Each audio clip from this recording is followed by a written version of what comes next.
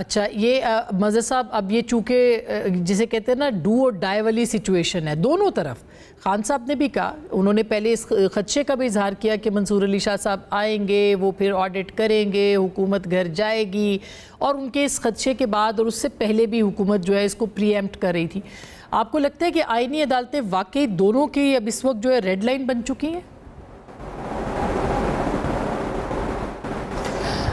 شکریہ آسمہ. تھوڑا سا عمران کو کریکٹ کر لوں کہ تحریک انصاف یا کوئی دوسری جماعت ماں سوائے پیپلز پارٹی اور نون لیگ کے میثاق جمہوریت کی سگنیٹری نہیں ہے. مگر وہ صرف دو جماعتوں کا دو ہی سائن تھے. عمران خان صاحب نے کیا ہوا ہے. نہیں کوئی بھی نہیں ہے. عمران خان صاحب نے بعد میں اس پہ سائن کیا. نہیں سر, نہیں ہے پاکستان. ارے میرے بھائی عمران وہ دوسری چیز. جی ارے عمران شوکت میثاق جمہوریت کی سگنیٹری صرف بے نظیر بھٹو اور نواز شریف ہیں اور کوئی بھی نہیں ہے. یہ چیک کر لیجئے گا. مصعب اس کے بعد سائن تھے. میں تھوڑا سا اس میں ضرور ایڈ کر دوں معذرت کے ساتھ. آپ کی بات بھی درست ہے اور عمران کی بات بھی درست ہے. وہ سگنیٹری نہیں تھے مگر توثیق کی تھی, جس میں مولانا بھی تھے, جس میں عمران خان صاحب بھی تھے اور محمود خان اچکزئی صاحب بھی تھے. یہ وہ نہیں ہے. میثاق جمہوریت از اے ڈفرنٹ ایگریمنٹ. وہ بہت مختلف ہے. اور یہ بات میں کہہ رہا ہوں کہ جب یہاں سندھ میں جب چیف منسٹر صاحب سے میں نے یہ پوچھا تھا کہ میثاق جمہوریت میں تو یہ بھی ہے کہ پبلک اکاؤنٹس کمیٹی کا نیشنل اسمبلی اور پروونشل اسمبلی میں لیڈر آف دی اپوزیشن ہوگا, تو پھر سندھ میں کیوں نہیں ہے؟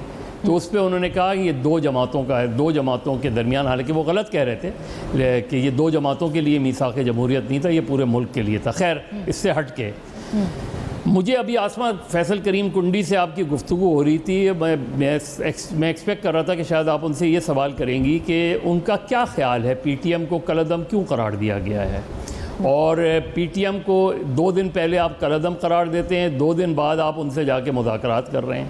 مطلب یہ گورنمنٹ کی اپروچ آپ دیکھیں, یہ ہماری حکومتوں کی ریاست کی اپروچ دیکھیں کہ 2 دن پہلے آپ ایک جماعت کو ایک گروپ کو آپ آؤٹ لاڈ ڈکلیئر کرتے ہیں, اس کے بارے میں ہمارے عطا تاڑر صاحب آ کے ایک لمبی چوڑی تمہید باندھتے ہیں, محسن نقوی صاحب اس کے حوالے سے 50 باتیں کرتے ہیں, اور دوسرے دن آپ اسی سے جرگا جو ہے انہی سے جا کے آپ مذاکرات کر رہے ہیں.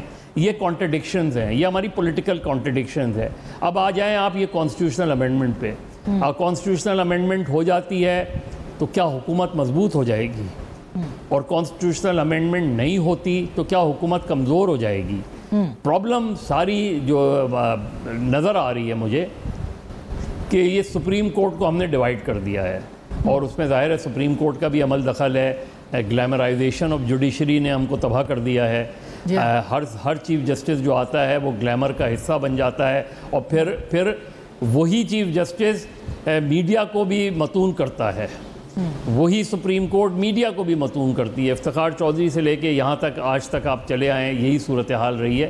تو پولیٹیسائزیشن آف جوڈیشری اور پولرائزیشن آف جوڈیشری. اب یہ بلاول بھٹو یہ جو بات کر رہے ہیں, منصور علی شاہ کو جو 3 سال کے لیے چیف جسٹس آ رہے ہیں, ایک بڑی جماعت کے سربراہ جو ہے وہ ان کے بارے میں جو اظہار خیال کر رہے ہیں, اس کے بعد آپ کیسے ایکسپیکٹ کرتے ہیں کہ پولیٹیکل اسٹیبلٹی رہے گی؟